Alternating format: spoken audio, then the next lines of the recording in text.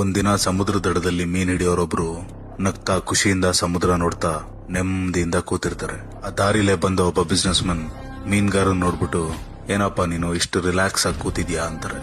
ಅದು ಒಂದು ಗಾಣ ಹಾಕಿ ಮೀನ್ ಹಿಡಿತಾ ಇದೆಯಾ, ಒಂದು ಬಲೆ ತಗೊಂಡ್ ಮೀನ್ ಹಿಡಿಯತ್ ತಾನೆ ಅಂತಾರೆ. ಅದಕ್ಕೆ ಮೀನ್ ಹಿಡಿಯೋರು, ಬಲೆ ತಗೊಂಡ್ ಮೀನ್ ಹಿಡಿದ್ರೆ ಏನಾಗುತ್ತೆ ಅಂತಾರೆ. ಅದಕ್ಕೆ ಬಿಸ್ನೆಸ್ ಮನ್, ತುಂಬಾ ಮೀನ್ ಹಿಡಿಬಹುದು ಅಂದಾಗ ಮೀನ್ ಹಿಡಿಯೋರು, ಜಾಸ್ತಿ ಮೀನ್ ಹಿಡಿದು ಈಗ ಏನ್ ಮಾಡ್ಲಿ ಅಂತಾರೆ.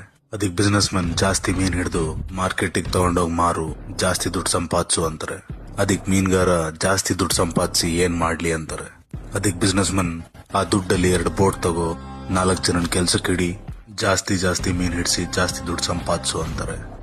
ಅದಕ್ಕೆ ಮೀನ್ ಹಿಡಿಯೋರು, ಜಾಸ್ತಿ ಜಾಸ್ತಿ ದುಡ್ಡು ಕೂಡಿಟ್ಟು ಏನ್ ಮಾಡ್ಲಿ ಅಂತಾರೆ. ಈ ಮಾತ್ ಕೇಳ್ತಾ ತಲೆ ಕೆಡಿಸ್ಕೊಂಡು ಆ ಬಿಸ್ನೆಸ್ ಮನ್, ಅದ್ರಲ್ಲೊಂದು ದೊಡ್ಡ ಮನೆ ತಗೊಂಡು ಮನೆ ಒಳಗ್ ಕೂತು ಖುಷಿಯಿಂದ ರಿಲ್ಯಾಕ್ಸ್ ಮಾಡು ಅಂತಾರೆ. ಅದಕ್ಕೆ ಆ ಮೀನ್ ಹಿಡಿಯೋರು ಬಿಸ್ನೆಸ್ ಮನ್ನ ನೋಡ್ತಾ ನಗ್ತಾ ನಗ್ತಾ ಹೇಳ್ತಾರೆ, ಇವಾಗ ನಾನು ಏನಯ್ಯ ಮಾಡ್ತಿದ್ದೀನಿ ಅಂತ. ಈ ಸಮುದ್ರದ ಕಡಲ್ನ ನಾನು ನೋಡ್ತಾ ಮನ್ಸಿಂದ ಖುಷಿ ಪಡ್ತಾ ಮನ್ಸಿನ ನೆಮ್ಮದಿ ಜೊತೆ ರಿಲ್ಯಾಕ್ಸ್ ಆಗಿ ಕೂತಿದ್ದೀನಿ ಅಂತಾರೆ. So the moral of the story is, ಜೀವನದಲ್ಲಿ ಸಂತೋಷ ಅನ್ನೋದು ತುಂಬಾ ದುಡ್ಡು ಸಂಪಾದಿಸಿ ಅದ್ರಿಂದ ಓಡೋದಲ್ಲ ವಿಷಯ.